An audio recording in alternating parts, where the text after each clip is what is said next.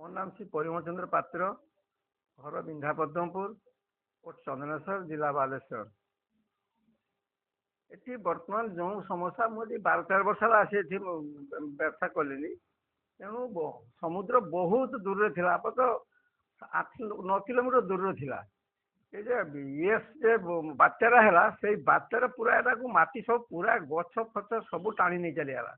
ଯାହାଦ୍ୱାରା କି ଏଠି ପୁରା ଖାଲି ହେଲା, ପୁରା ମାନେ ଗାତ ସମାନ ହେଇଗଲା ଏଇଟା ପୁରା ଆଉ।